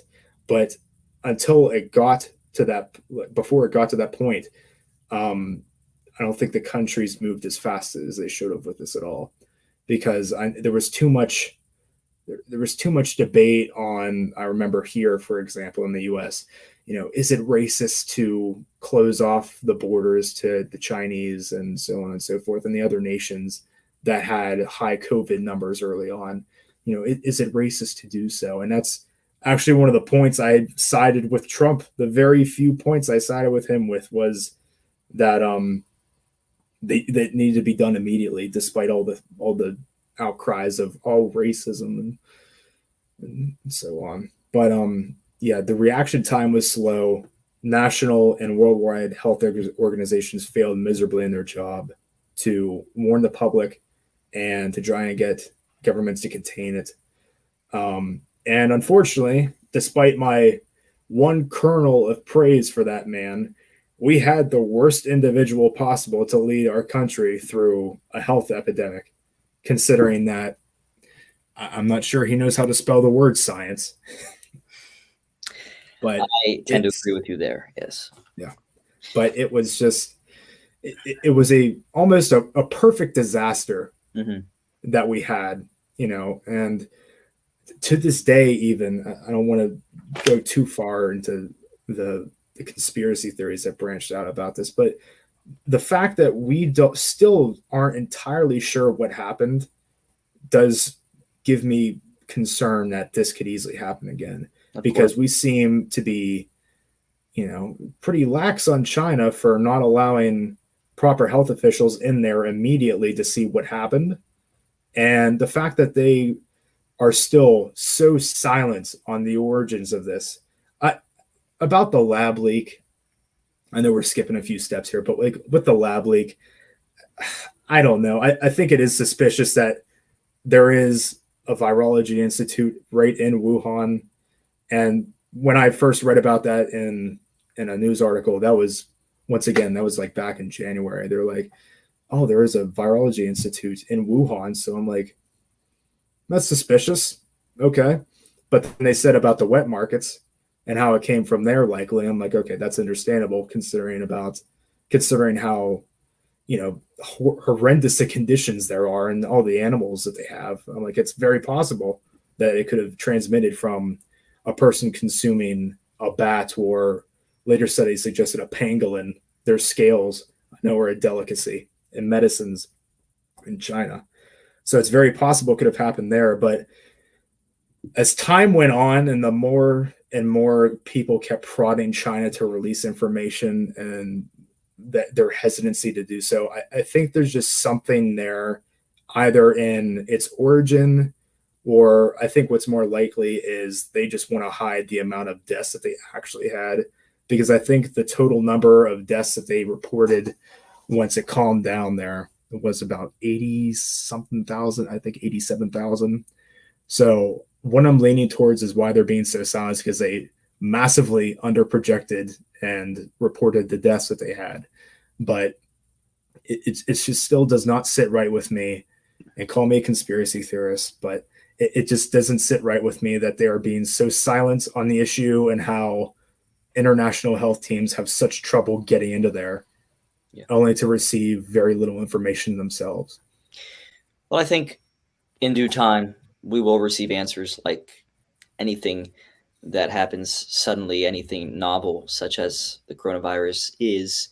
But the hope is that, we get answers, because if you don't get answers, then it leaves room for a duplicate, and we cannot afford something like this to happen again. And got to trust the science, but also hope that science is transparent at the same time. Absolutely. Dustin, and that, go ahead. Oh, okay. That is something I must remark on as well and applaud, is just the international scientific community's ability to come together during this, despite, differences in nationalities, borders, whatsoever, come together and really unite. And one of the few instances, like, unite the world like a common effort to find a cure. And I have to applaud them on how quickly they were able to do so. I mean, a vaccine with almost 100% efficacy in under a year is something that is as incredible. And, despite the conspiracies about how there's chips in these vaccinations and how they're actually killing people by the thousands, I think there's only been a handful of instances of deaths, let alone, or the heart inflammations with the mRNA vaccines, let alone deaths. The fact that there's only a handful in these for such a effective vaccine is incredible. And I'm extremely thankful for the international scientific effort to produce one. So that must be applauded, despite all the other negatives I said about our reaction to this virus.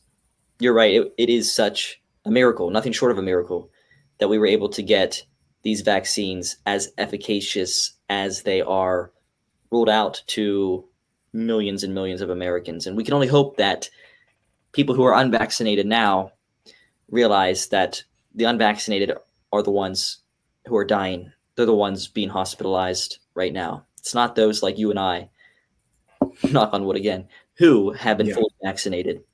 But it leads me to another point, and that is you worked the front lines during the pandemic in a grocery store position. Can you briefly just tell us, for historical purposes, what was it like putting the mask on when everyone else had to stay home and going out and serving the community? Right. So yeah, I'm working at a grocery store just to get through school till I'm done.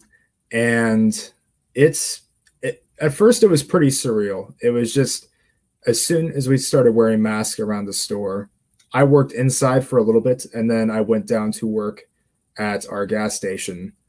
And there you're kind of just in a box. So it wasn't really as like world changing as when I worked in the store compared to just myself inside this little hut. But when I was in the store and I had to put on the mask for the first time and I just saw everyone else wearing it, it was a surreal experience. Like, this is the new normal. So, but just the amount of people that we had come through and gave us problems was just, it was almost unfathomable.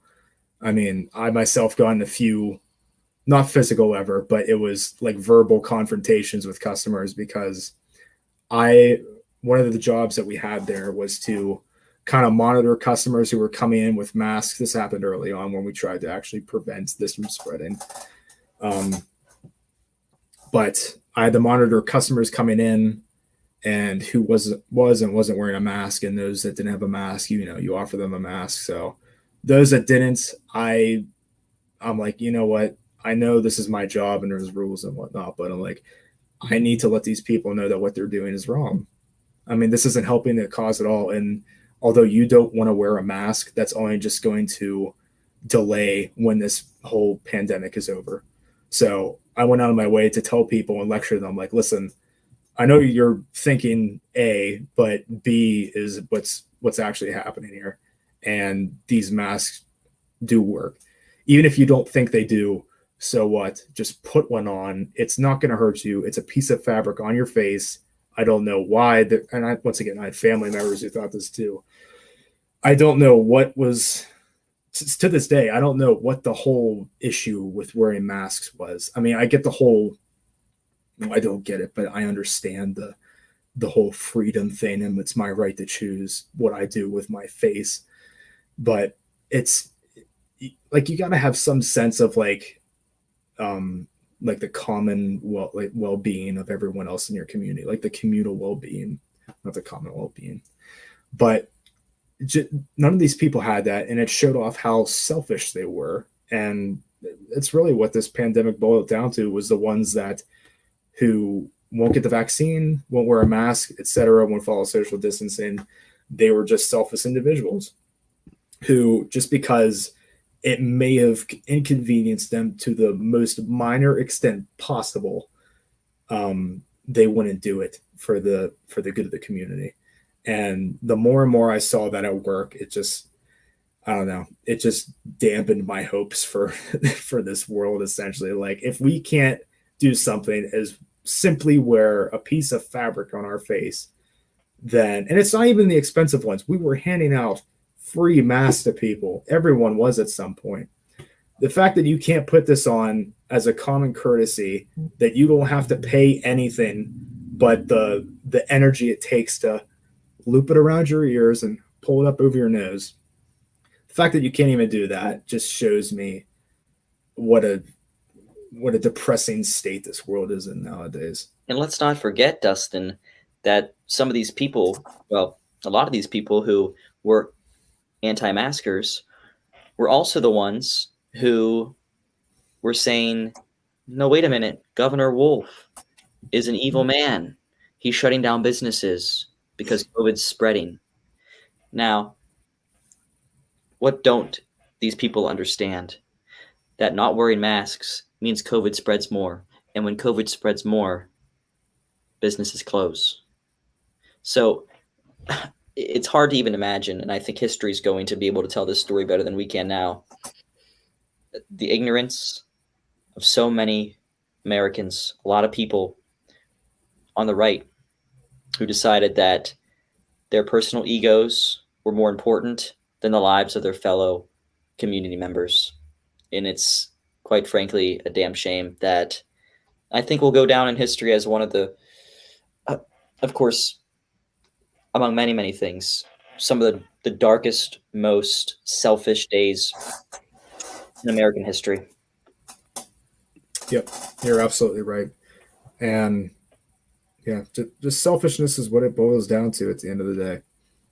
The fact that you don't care, although it may not affect you, the fact that you don't care about the elderly woman that's walking across you from the aisle, or the younger child that was walking just down the street or whatever, or you can't even have the foresight to look forward. And I may not feel the symptoms whatsoever, but I could carry it home with me to my family and those that are most susceptible to the virus there.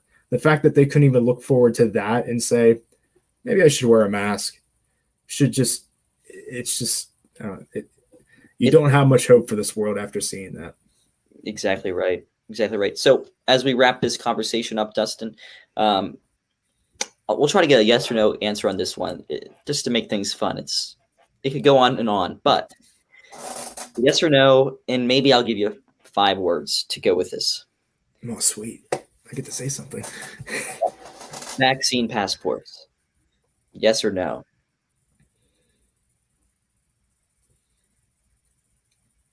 Overall, yes. An easy yes. Just for the good of the people? Is that how you would sum it up? Yep, absolutely. It is the right thing to do because, and I know the people that are against vaccine passports would disagree with this, but it's because it's what they already think, it's in their ideology. But it's necessary to prevent a massive outbreak again. I mean, we saw how easily it could be transported from point A to point B. So with these vaccine passports, we can now accurately know who is most equipped to deal with COVID should they get it, the vaccinated, and just kind of leave out the people that don't, obviously. So, and I think it would even be a reason for these people to get vaccinated if we started requiring vaccine passports. I know a lot of them are just so staunch in their opinions that, vaccines are dangerous and whatnot, even though millions of people have gotten them by now and only a small, minute fraction have gotten any serious symptoms or died from it.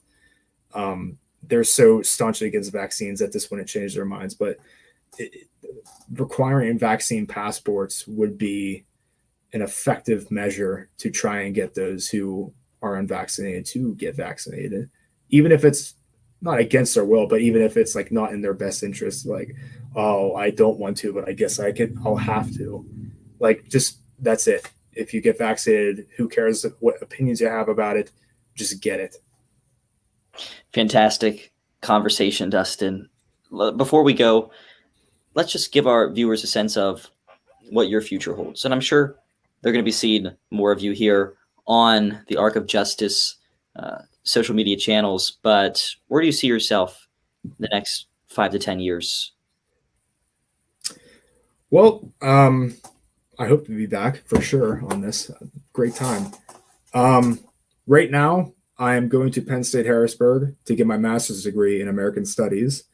And after that, it's kind of up in the air. I was originally planning on getting my PhD to teach college, but my mind has kind of changed a little bit. I'm thinking of going into the government as some kind of archivist or something along those lines. I'm not too well read on what you can do in the government, but I have seen some of the jobs that are out there that I can get with my degrees, and they look intriguing. So I'll have to read up upon them more. But I'm leaning into going into the government in some capacity with in the future. But should my mind change, I'll try and get my PhD and hopefully be a college professor. So either of those two paths, essentially. Well, I think you'd also make a great political commentator because you've served as a great one today. So I can't thank you enough for joining me here today, Dustin Smith. Just because we have, well, our majority of our base here is Pennsylvania viewers, is there one particular place in this great Commonwealth of Pennsylvania? You said you're a big fan of the outdoors, of hiking. Is there one destination that you feel like you'd like to advocate for right here to the audience? Where should Pennsylvanians go, according to Dustin Smith? In terms of outdoors, there's many excellent places. My girlfriend and I went to Buttermilk Falls, and unless it is still closed due to vandalism, which my heart broke the day I saw that it was, it's a beautiful place. As the name suggests, there's a bunch of very nice natural waterfalls in the area, and everything's just bridged off where it has all these little bridges that's going around. You could get great views of the entire place. And there's actually some history with Mr. Rogers there. That's where he grew up. It was his grandparents' farm or house, I believe, in the area. So he used to frequent that area. But yeah, if it's open now, I definitely suggest going to Buttermilk Falls and supporting them. Just great views all around there. All right, fantastic. And for our podcast listeners over on Blue Collar Convos, the tradition of having guests come on, we always like to have a charitable aspect to this, which is if anyone listening out here would like to give a little tip in honor of Dustin and everything you've had to say today to a charity of your choice, do you have a place that we can put a link in the description of this episode that they can go and make a donation in your name? How about let's do St. Vincent's de Paul, the food shelter. All right, St. Vincent de Paul Food Shelter. We will make sure to include their information in this episode's description. So head on down there if you would like to give back in the name of Dustin Smith. Dustin, thank you so much. I'm sure our viewers will be seeing you very soon. We appreciate you coming on Keystone Conversations today. It's great being here, Jordan. Thanks for having me. All right, take care. You too. We'll see you. If you'd like to hear our full conversation, there is plenty of more to listen to. Head on over to the Arc of Justice Pennsylvania YouTube channel, the link you can find in the description, or the Blue Collar Convos podcast, which you can find anywhere you listen to podcasts.